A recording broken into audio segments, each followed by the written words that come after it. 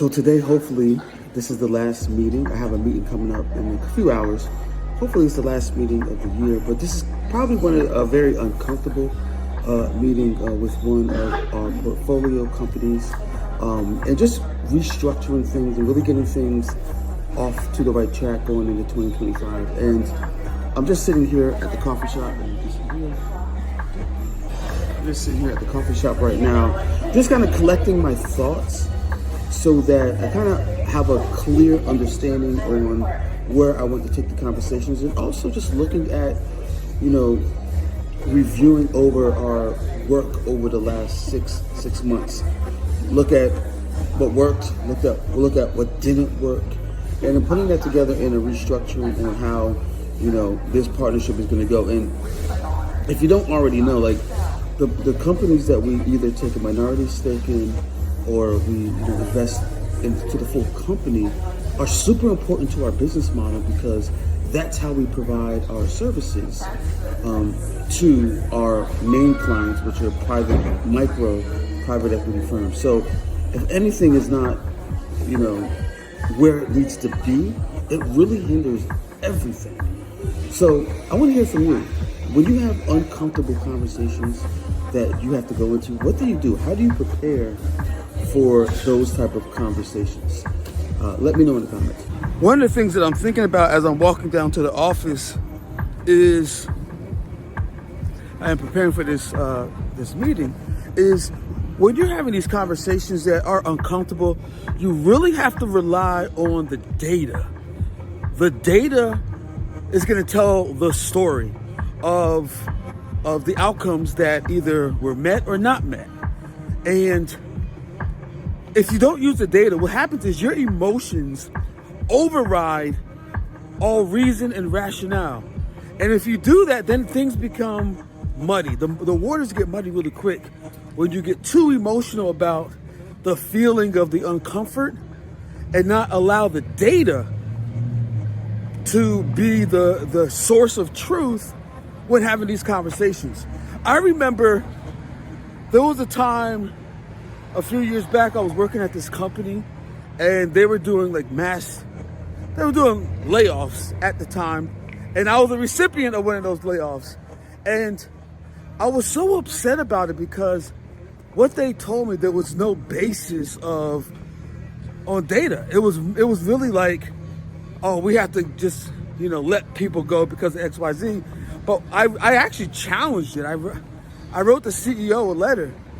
Not a letter, but an email, basically putting my data up and the milestones that we agreed on, and basically saying, I basically told him, everything you said is not based on data. So what's really going on? So that's what I learned from that situation that, I take into these type of conversations, is you want to give people, a baseline of data to be the source of truth to drive that uncomfortable conversation. So I have some other business to take care of before I go into that meeting. About to head to my daughter's Christmas celebration, whatever they're doing for celebration. So I'm heading there now. But I had a thought, just to go a little bit deeper on this. One of the other things, when you have to make changes, what you do is you're focusing on yourself.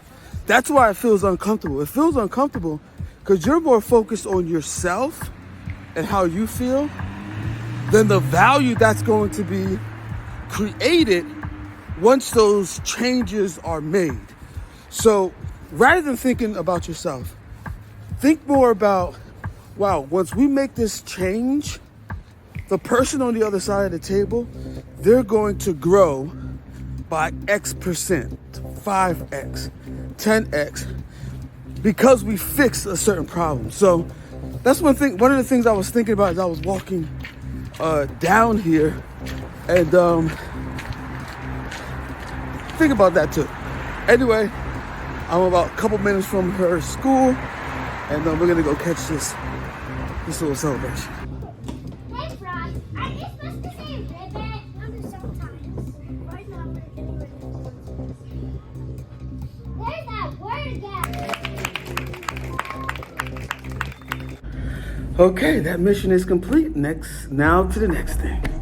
Not, but you get a picture. But anyway, yeah. So I'm gonna show you really quick the problem I'm trying to solve here. Second here. So this is the problem I'm trying to solve. Just want you to analyze it really quick, and then you tell me what problem I'm trying to solve.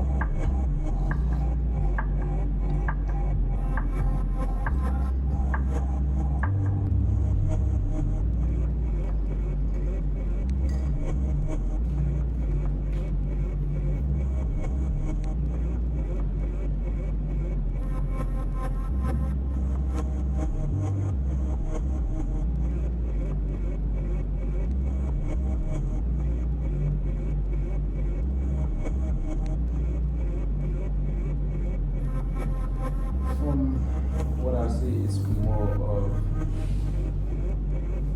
have a clear journey and how to package that journey to serve this community. Yeah. Essentially. So I'll break it down. Basically what it means is, so what I did was I was like, okay, I have this consistency. That's cool. Consistency is cool. So I have this pattern, but this is not enough. It's not moving the needle. It's not. I almost kind of became too independent and not play the algo game. I was like, I'm F the algo. I'm not doing that. You know, but that's not reality, right? That's not reality. You gotta. It's not reality. You gotta. In order to change the game, you gotta. Yeah. And I didn't want to hear that. Anyway, that's a whole other conversation. So anyway, what I realized is I studied the top 1% of YouTubers, specifically around vlogs. We're talking Mr. Beast, we're talking Casey Neistat, we're talking Alex Moses, we're talking all these guys. What are they doing? Or what are they doing that I can kind of like steal from and create, repackage? So the first thing was context. When someone comes on to my videos, there's no context there for them to understand what's going on when they see a video. Because I'm just going about my day. So if you press play, you don't know what you're seeing. So the first solve is, how do we create context? Like, how do we create context? The second thing is, once they press play, is the content compelling enough for them to continue on this journey?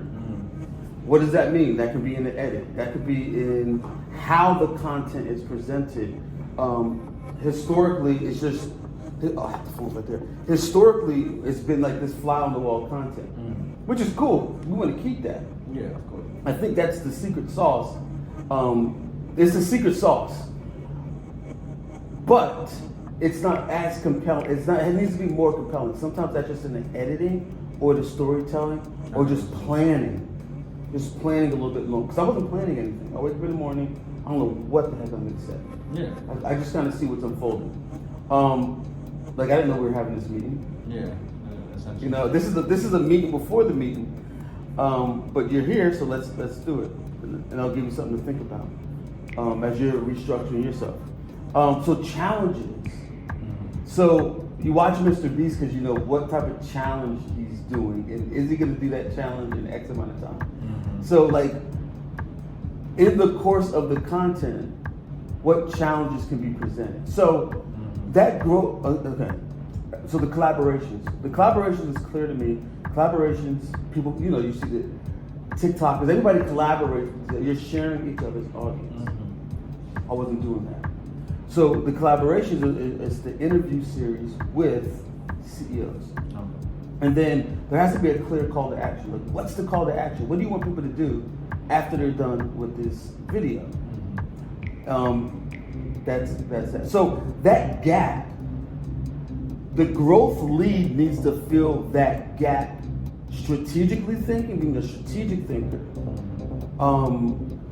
As we're going and picking up cues and taking notes along the way, offering ideas to fill that gap to get to that community that we want to do. So that's the role of the growth lead, to be able to do that. So you have to have chops. You have to have social media chops. It doesn't have to be perfect, but it has to be way better than me. You know what I mean? Yeah, like I understand the algorithm and how to play it what I noticed too, like when you talk about those content creators, I noticed that it's like they start a video with a hook, obviously, and two, they tell you what are going to be the challenges off the rip. They're like, you know, this is why just, you know what I mean, is, you know, growing, and then they will go into solving that problem. Yeah. Like in the video, like I feel like Mr. Beast kind of does it, but like it's more like challenges. Yeah. Like he'll tell you like, oh, it's a winner man, $100 whether. Yeah. So, and then you would know as you watch a video. Yeah. What do you look? Have you read Mr. Beast's? Have you read Mr. Beast's manual? No, I haven't. Look it up. He literally put out his whole playbook. Let me see if I can find it. I was actually like, there's one video I saved that I'm about to show you what it is that, yeah. So, and what I'm basing everything off is just my observations over the, you know, our working engagement over the last 6 months, and you know what is needed currently right now in order for TFX to go to the next step, because you know. It's taken a little bit longer than I anticipated, which normally things mostly do. But from day one, I've been transparent about every single thing. About 100% transparent about my intentions, 100% transparent about what it is I was looking to do. I didn't have all the answers at the time. The question I asked myself is, over the last 6 months, what is the insight that I gleaned? What did I learn from everything? And that's me looking at what are all the process gaps, what are the risks, and all the way down to, you know, inefficiencies in the operations. And just trying to understand. And it wasn't until we went through the polarity situation, that's when the light bulb moment came on. And now I see specifically what TFX needs in terms of like a unique mechanism for revenue and what that looks like. Does that make sense? All you should be doing is routing people, but you have to be able to put that time in to make it clear for people. That's why I'm able to come to you the way I'm coming, because I took the time. Like when you're saying, yo, let's go watch your Eagles game, you know what I was doing? I was designing something. I was designing the systems. I was designing the So just finished up the call. I think the call went pretty good. We still need to iron out some of the details of the engagement, but I feel, you know, a little bit more clear being able to, you know, speak my piece and kind of like lay out what it is that we at TFX have in mind in our partnership as, you know, them being a service provider, and kind of like how to work, you know, how to work in between, you know, both of our companies. So these things are never easy, right? These things are never easy, but it's great to, you know, have these conversations and continue to hash it out. So the next step is really get aligned, you know, around some paperwork, and then going into 2025 with some more clarity. And it's always a work in progress, but continue to stay tuned. All right, so I am done for the day. This is probably going to be, I'll probably do one more vlog before the end of the year, but this is definitely, all my work is pretty much done. I might do a little bit as I'm on break, but not much. The goal is just to relax. But anyway, with that said, if you made it this far in the video, I really appreciate you. Don't take it lightly. I'm out. Peace.